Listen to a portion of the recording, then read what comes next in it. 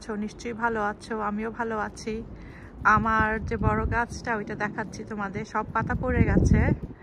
এখন কিন্তু আমার কাছে ভালো লাগে, সবগুলি ডাল দেখা যায় গাছে।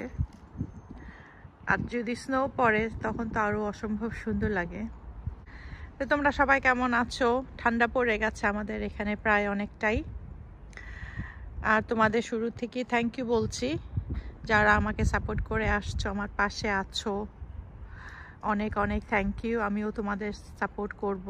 আর যারা তোমরা নতুন যদি দেখো আজকে ভিডিও, আমাকে যদি সাবস্ক্রাইব করো, আমি কিন্তু আজকে তোমাদের করব না, তোমাদের একটু ওয়েট করতে হবে, কারণ সাথে সাথে করলেই তখন এই যে সাব হয়ে যাবে, তখন ইউটিউব এটা কেটে নেবে, তোমরা সবাই জানো এখন এটা। আর আজকে পিঠা বানাবো, পিঠার সিজন চলছে। আমি একটা সুন্দর পিঠা বানাবো, আশা করি তোমাদের ভালো লাগবে। আমি পিঠা যেটা বানাবো সেটা হলো মুগ ডাল আর মসুর ডাল দিয়ে। এটা কিন্তু পাকন পিঠা না, আর এটা কিন্তু আমি শিরাতে দিব না, কারণ শিরাতে দিলে পিঠাগুলো অনেক মিষ্টি হয়ে যায়, ওগুলো আমি খেতে পারি না আর কি। আর এই ডালগুলো আমি ভেঙে নিব, মানে গুঁড়া করে নিব আর কি। এগুলো সেদ্ধ করেও করা যায়, কিন্তু সেদ্ধ করলে মুগ ডালটা অনেক সময় লাগে। আমি ধুয়ে নিয়ে সবসময় ধুয়ে শুকিয়ে রেখে দিই, কারণ যেহেতু মুগ ডালটা রান্না করার সময় ভেজে রান্না করতে হয়, আমি ধুয়ে রাখলে তাহলে কাজটা ইজি হয় আর কি। আর মসুর ডালটাও আমি ধুয়ে নিয়েছি, ধুয়ে একটু শুকিয়ে ফেললাম আর কি। তো এখন এগুলিকে আমি পাউডার করে ফেলবো, মানে গুঁড়া করে ফেলবো আর কি। তো আমি তো আমার ইয়েতে করবো,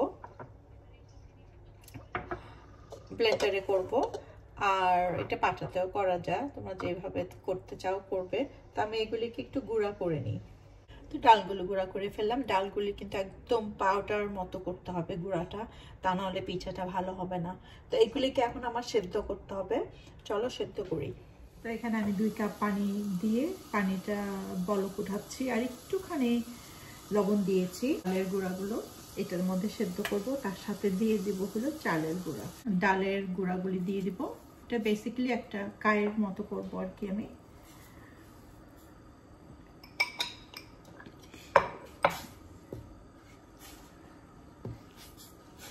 আর এখন আধা কাপের মতো চালের গুঁড়াটা দিয়ে দিব, এটা আমার আধা কাপের মেজারমেন্ট। আর চালের গুঁড়াটা কিন্তু একদম ফাইন যেটা, ওইটা আর কি। আধা চামচের কম চিনি দিয়ে দিলাম আমি। তো এটাকে আমি এখন একটু ঢেকে রাখবো। ঠিক 5 মিনিট পরে আমি ঢাকনাটা উঠালাম, চিনিটা গলে গেছে, যে একটু বেচা বেচা হয়ে গেছে। তো এখন যদি এসে তোমরা দেখো যে তোমাদের গুঁড়াটা অনেকই শুকনা, তাহলে হয়তো একটু পানি দিতে হতে পারে। তো ঠিক 15 মিনিট পরে এরকম হয়ে গেল কাইটা। তো এইটাকে এখন গরম থাকতে থাকতে এটাকে মথে নিব আর কি। আমি একটু তেল লাগাই নি হাতে, স্টিকি ভাবনেসটা থাকবে না আর কি। অনেকটাই হয়ে গেছে। তো এখানে আমি আধা চামচের মতো দুধের গুঁড়া দেব, দুধের টেস্টটা অনেকটাই বেড়ে যাবে এখন। এরকম ভাবে আস্তে আস্তে করলেই কিন্তু দুধের গুঁড়াটা মিশে যাবে এটার সাথে। তো এইটাকে এখন একটা মোটা জাতীয় রুটি বানাই নিব আমি। এইখানে অনেকগুলি কুকি কাটা আছে, এই শেপগুলি নিয়ে নিয়েছি। আর তোমরা হাতেও করতে পারো ডিজাইন, আমি যেহেতু পারি না, আর কয়েকটা পাতা নিয়ে আসছি আমি পাতার শেপ, কারণ পাতার শেপটা আমি পারি না। তো পাতাটা রেখে আমি পাতার শেপ করতে চেষ্টা করবো আর কি। কয়েকটা শেপ করলে ভালো লাগে আর কি। জাস্ট এই যে এরকম ভাবে এই সাইজটাই করে নিব, কয়েকটা এই সাইজ করে নিই। তারপরে আর ডিজাইনটা আমি যেটা করবো এটার মধ্যে, আমি তো বললামই আমি বেশি ভালো পারি না। তো আমি একটা টুথপিক নিয়ে নিয়েছি, একটা লাঠি নিয়ে জাস্ট এরকম ভাবে সাইডে দিয়ে দিচ্ছি। আমি একটা ফুলের ডিজাইনের মতো করে নেব এরকম ভাবে।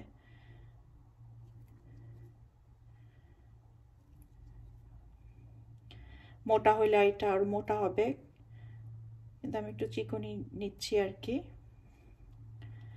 তো এরকম ভাবে একটু ভিতরটা একটু ছেত্রি করে দিলেও হয়, না দিলেও হয়। এরকম ভাবে আমি করে নিচ্ছি কয়েকটা ডিজাইন, তারপরে আবার আর কিছু অন্যরকম করব। আমার এই যে 3টা এই ডিজাইন করে ফেলেছি, খারাপ হয়নি অবশ্য, যেহেতু আমি পারি না কি করা যাবে। আর একটা রুটি বানিয়ে নিলাম, এটা একটু অন্য ডিজাইন করব, এখন এই ডিজাইনটা করব আর কি। তোমরা তো অনেকেই মুগ পাকন খাও, এই পিঠাটা খেয়ে দেখবে, অনেক ভালো, অনেক মজা আর কি। আর চিনিটা তোমাদের টেস্ট অনুযায়ী দিও, আমি আমার টেস্ট অনুযায়ী দিলাম আর কি। তো এই দেখো সুন্দর হয়ে যাচ্ছে। তো এটার ভিতরে আমি জাস্ট একটু ফর্ক দিয়ে একটু এরকম ভাবে করে দিব, জাস্ট চারিদিকে।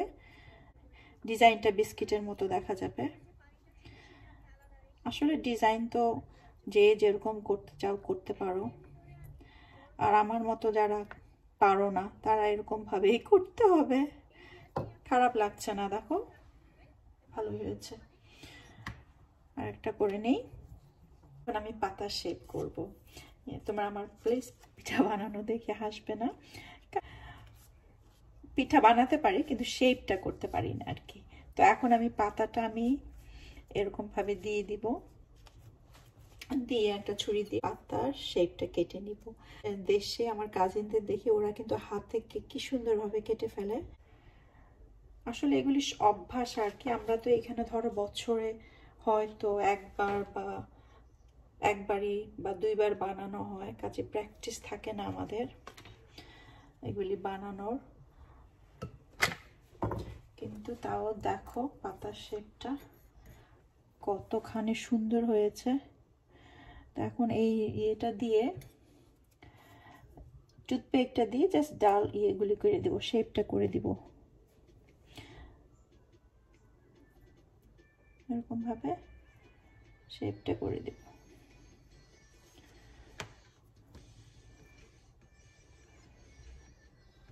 দেখো কতখানি সুন্দর হয়েছে। আমার পিঠাগুলি বানানো হয়ে গেছে। এই যে এইগুলি, এটা হলো বড় পাতার আর এটা ছোট পাতার। তো এগুলি এখন ভাজবো। এগুলি আমার কাছে খুব ভালো লাগছে পিঠাগুলো, তোমাদের কাছে কেমন লাগছে জানি না। তো চলো এবার যে ভাজি। আমি ফ্রাই প্যানে তেল দিয়ে দিলাম, এটা আমি ডুবো তেলে ভাজবো না, এমনি ভাজবো। জাস্ট একটু কালার আসলে কিন্তু উঠিয়ে দিব, ব্রাউন কালারটা আসলে উঠিয়ে ফেলবো। তো যখন এই কালার হবে তখন পিঠাগুলি উল্টিয়ে দিব। পিঠার কালারগুলি দেখো কি সুন্দর হয়ে যাচ্ছে। আর এই পিঠাটা বানাতে এত ইজি, মানে আমি যদি ডাল সেদ্ধ করে নিতাম অনেক সময় লাগে এটা। আমি এখন উঠিয়ে ফেলবো। এই হলো আমার পিঠা ভাজা হয়ে গেছে, রেডি। আমার চা রেডি, আমিও রেডি। এই পিঠাটা খেতে যে কত মজা, তোমরা যদি না খাও তাহলে বুঝবে না। তবে চিনিটা তোমরা যখন চিনি অ্যাড করো একটু টেস্ট করে দেখো, কারণ আমি কিন্তু অনেক কম চিনি দিয়েছি আমার জন্য, কারণ আমি এটা সকালবেলা প্রায় চার সাথে খাই আর কি, সেজন্য অত চিনি দেই না আমি। তো তোমরা যখন চিনি দিবে, চিনিটা যদি মনে হয় কম আর একটু অ্যাড করো, কোনো অসুবিধা নাই। ডিজাইনটা কিন্তু খারাপ হয় নাই, আমি তো ডিজাইন একদমই করতে পারি না, আমি তো বলেছি সেই আন্দাজে ভালোই হয়েছে। আর তোমরা যারা আমার মতো পিঠার ডিজাইন করতে পারো না, এরকম ভাবে করে নিও। আর আমি একটা পিঠা খাবো, খেয়ে দেখাচ্ছি তোমাদের যে কতখানি মচমচা। দেখো ভিতরটা, দেখো ভিতরটা সফট, বাইরেটা একদম মচমচা। অসাধারণ টেস্ট কিন্তু এই পিঠাটা। একবার খাওয়া আরম্ভ করলে এটা স্টপ করা যায় না, খেতেই হয় এরকম এই পিঠাটা। তো আশা করি তোমাদের ভালো লেগেছে আমার পিঠার রেসিপিটা। কুইক, সিম্পল এবং অনেক মজার একটা পিঠার রেসিপি।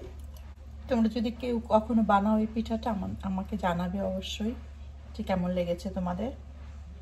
তো আজকের মতো ভিডিওটা এখানেই শেষ করছি। তোমরা যে যেখানেই আছো ভালো থাকো, সুস্থ থাকো, অনেক দোয়া রইল তোমাদের জন্য। আল্লাহ হাফেজ।